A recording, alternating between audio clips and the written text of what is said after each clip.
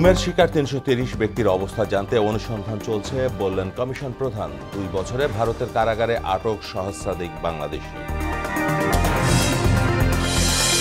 জাতীয় স্মৃতিসৌধ ও বধ্যভূমিতে এনসিপি নেতাদের শ্রদ্ধা, পুরনো সংবিধান ও শাসন কাঠামো রেখে নতুন বাংলাদেশ সম্ভব নয় বললেন নাহিদ। মানি লন্ডারিং মামলায় তারেক মামুনের আপিলের রায় ৬ মার্চ। আমানুল্লাহ আমানের অবৈধ সম্পদের আপিল শুনানি ৩০ এপ্রিল। এবং ভোজ্য তেলে কিছু সমস্যা থাকলেও স্থিতিশীল নিত্যপণ্যের বাজার, দাবি শ্রম উপদেষ্টার। আকাশ ছোঁয়া লেবুর দামে দিশেহারা ক্রেতা।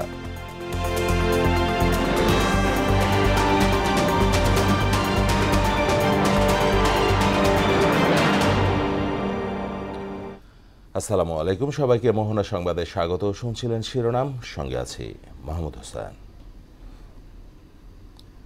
এবার বিস্তারিত।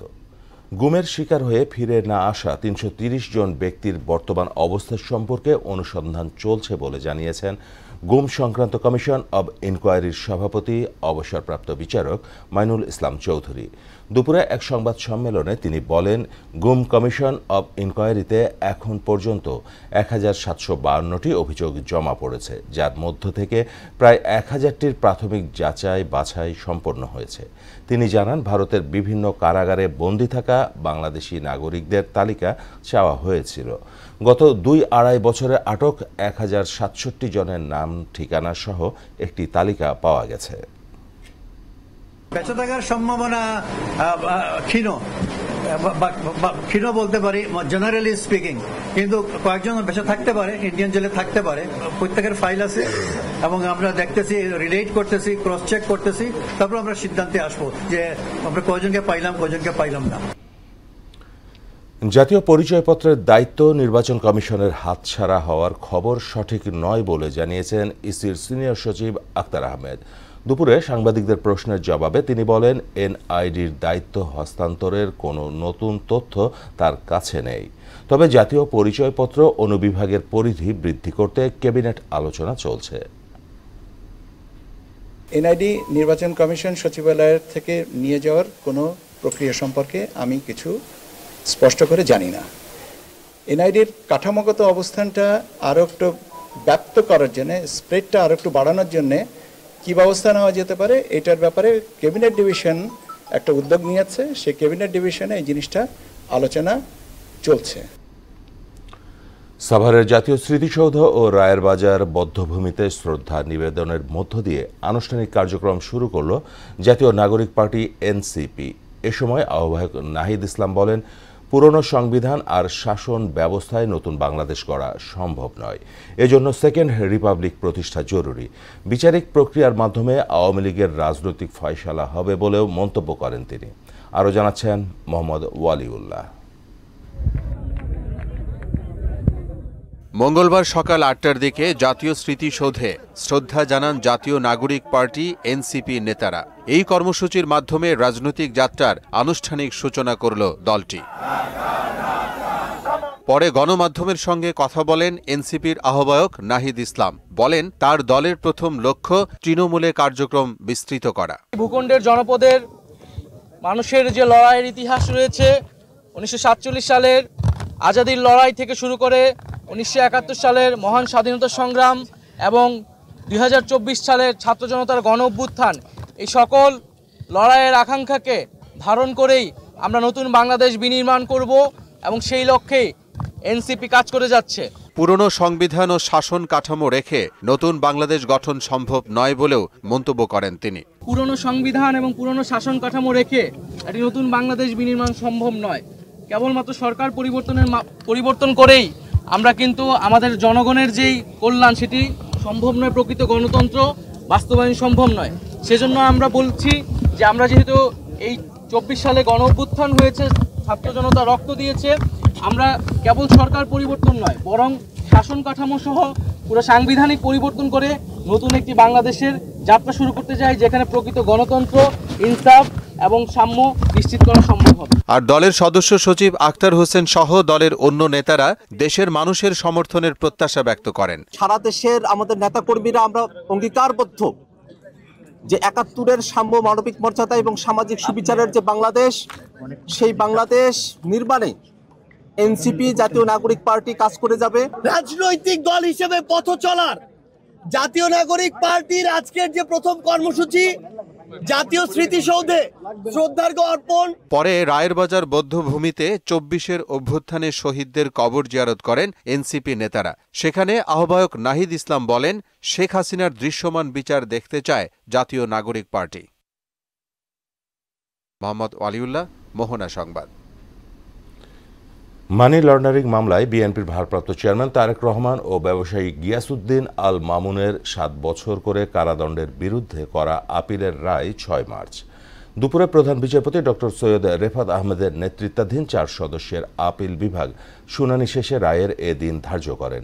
অন্যদিকে অবৈধ সম্পদ অর্জন ও বিবরণীতে তথ্য গোপনের অভিযোগে বিএনপি নেতা আমানুল্লাহ আমানের আপিলের রায়ের জন্য আগামী ৩০ এপ্রিল ধার্য করা হয়েছে। বিস্তারিত কাজী পাপ্পুর রিপোর্টে। বিএনপির ভারপ্রাপ্ত চেয়ারম্যান তারেক রহমানকে ২০১৩ সালের নভেম্বরে অর্থ পাচার মামলায় খালাস দিয়েছেন তৎকালীন বিচারক মোতাহার হোসেন। তারেক রহমানের বিরুদ্ধে ফরমায়েশি রায় দিতে জোর করা হলেও তিনি ছিলেন অটল। এমনকি সেই রায়ের পর দেশ ছাড়তে হয়েছিল বিচারক মোতাহার হোসেনকে। পরে হাইকোর্টে এসে তারেক রহমানের খালাসের রায় বাতিল হয়ে যায়, আর সাজা বহাল থাকে বিশিষ্ট ব্যবসায়ী গিয়াসউদ্দিন আল মামুনের। লন্ডনে অবস্থান করায় এই রায়ের বিরুদ্ধে আপিল করার সুযোগ পাননি তারেক রহমান। তবে আইনি লড়াই চালিয়ে গিয়েছেন গিয়াসউদ্দিন আল মামুন। মঙ্গলবার যার চূড়ান্ত শুনানি শেষ হয়, ৬ মার্চ সিদ্ধান্ত জানাবেন দেশের সর্বোচ্চ আদালত। ২০০৯ সালে যে মানি লন্ডারিং এর মামলাটা হয়েছিল, সেই মামলাটাতে তারেক রহমানকে বেকসুর খালাস দেওয়া হয়েছিল ট্রায়াল কোর্ট থেকে। তার তৎপরবর্তীতে দুদক এটার ভিত্তিতে অ্যাপিল করে। অ্যাপিলের পরে ওনাকে ৭ বছরের কারাদণ্ড দেওয়া হয় এবং তাকে ২০ কোটি টাকা জরিমানা করা হয়। অ্যাপিল বিভাগের সকল জাজ একমত হয়েছেন যে না, দুদকের কোনো মামলার সাবস্টেন্স নাই এবং ফর্মাল জাজমেন্টের জন্য ৬ মার্চ ওনারা দিন ধার্য করেছেন। এদিকে অবৈধ সম্পদ অর্জন ও সম্পদের তথ্য গোপনের মামলায় ১৩ বছরের সাজা থেকে খালাস চেয়ে বিএনপি নেতা আমানুল্লাহ আমানের আপিলের রায় ৩০ এপ্রিল। ন্যায় বিচারের প্রত্যাশা তার আইনজীবীর। আমানুল্লাহ আমান যে ল পয়েন্টে আইনের দৃষ্টিতে যদি দুদক প্রমাণ করতে পারে নাই দুর্নীতিতে কোনো সম্পদ আইন করেছে এবং কোনো ডকুমেন্ট প্রডিউস করতে পারেনি, আমরা আশা করছি আমানুল্লাহ আমান ন্যায় বিচার পাবে। এছাড়া ১৯৭১ সালে মুক্তিযোদ্ধাদের ন্যূনতম বয়স নির্ধারণ করে হাইকোর্টের দেওয়া রায় রাজনৈতিক উদ্দেশ্য প্রণোদিত বলে আপিল বিভাগকে জানিয়েছেন অ্যাটর্নি জেনারেল মোহাম্মদ আসাদুজ্জামান। কাজী পাপ্পু, মোহনা সংবাদ, ঢাকা। ভোজ্য তেলে কিছু সমস্যা থাকলেও বাজারে নিত্যপণ্যের দাম বাড়েনি বলে জানিয়েছেন নৌপরিবহন এবং শ্রম ও কর্মসংস্থান উপদেষ্টা এম সাখাওয়াত হোসেন। সচিবালয়ে নৌ দুর্ঘটনায় নিহত ৬ শ্রমিকের পরিবারকে চেক হস্তান্তর অনুষ্ঠানে তিনি বলেন, পর্যাপ্ত পরিমাণ নিত্যপণ্য আমদানি করা হয়েছে, সরবরাহে কোনো ঘাটতি নেই। কোনো আমদানিকারক বন্দর থেকে নির্ধারণ সময়ে পণ্য না নিলে ৩ গুণ জরিমানা দেওয়া লাগবে বলেও তিনি জানান। শ্রম আইনে লেখা আছে WPF ফান্ড ইজ আয়কর মুক্ত, বাট আয়কর আইনে আবার 10% কেটে রাখছে। এখন এটা একটা কন্ট্রাক্ট শ্রমিকের মধ্যে আছে, এটাই ও বলতে আছে। ওটা আপনার একটা আবেদন দিতে হবে, আবেদন করবো এই আছে। আমি তো আপনার মৌখিক কথা এনবিআর এর সাথে যেতে পারি, এনবিআর তখন বলবে হ্যাঁ না ইউ আর রাইট স্যার 100%। শুধু আপনি না, আরো 2-4 জন ট্রেড ইউনিয়ন আশেপাশে যারা আছে সবাই তো বলুন। রোজায় সাধারণত কিছু পণ্যের বাজার গরম থাকে, তবে এবার সবকিছু ছাপিয়ে আলোচনায় লেবু। একে তো অমৌসুম, তার ওপর রমজানের বাড়তি চাহিদা, দুয়ে মিলে আকাশ ছুঁয়েছে পণ্যটির দাম। আকার ভেদে ৫০ থেকে ১২০ টাকা হালি দরে বিক্রি হচ্ছে রাজধানীর বিভিন্ন বাজারে। মনিরুল ইসলামের রিপোর্ট। রমজানের চাহিদা বাড়ে এমন কিছু পণ্যের দাম বেড়েছে এবারও, তবে এর মধ্যে সবচেয়ে বেশি আলোচনায় লেবু। রমজানের শুরুতেই লেবুর দাম নিয়ে ছিল ক্রেতাদের বিভ্রান্তি। এক এক গণমাধ্যম এক এক রকম দাম প্রকাশ করে, সমালোচনা করে বিএনপিও, তবে বাস্তবতা ভিন্ন। ইফতারে শরবতের জন্য লেবুর চাহিদা বাড়ে, সঙ্গে বাড়ে দামও। ব্যতিক্রম নয় এবারও, কিন্তু যতটা আলোচনা হচ্ছে ততটা নয়। হালিতে বেড়েছে ২০ থেকে ৩০ টাকা। মিরপুর ১ নম্বর বাজারে সরেজমিন গিয়ে মিলল এ তথ্য। সাধারণত ৩ আকারের লেবু পাওয়া যায় বাজারে, দামও ৩০, ৬০ এবং ৮০ টাকা। 3 সাইজ, বড়টা ৬০, মিডিয়ামটা ৫০, ছোটটা ৪০।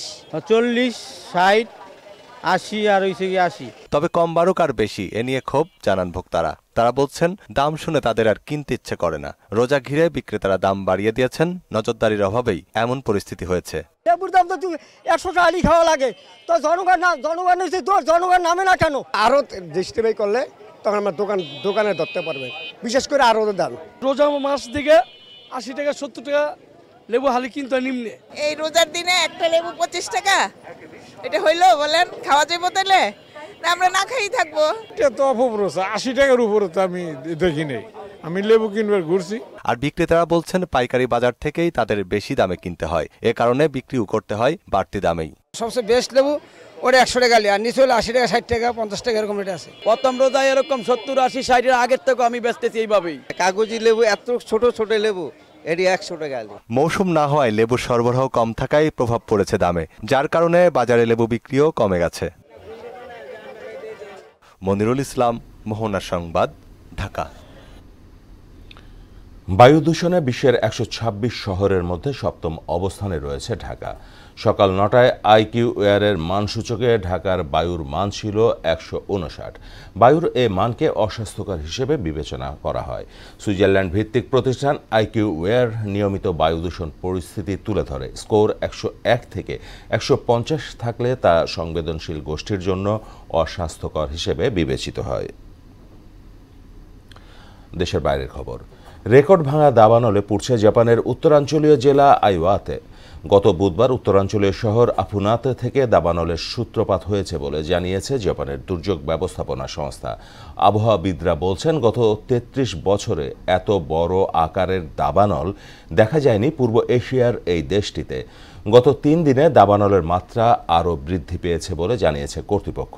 ইতোমধ্যে আগুনে পুড়ে একজন নিহত হয়েছেন। এছাড়া শহরটির 5200 একর জুড়ে ছড়িয়ে পড়েছে দাবানল। আগুন নেভাতে নিয়োগ দেওয়া হয়েছে 2000-এরও বেশি কর্মীকে। কমপক্ষে 1200 মানুষকে ইতোমধ্যে আশ্রয় কেন্দ্রে হস্তান্তর করা হয়েছে। শেষ করব মোহনা সংবাদ যাবার আগে শিরোনামগুলো আরও একবার।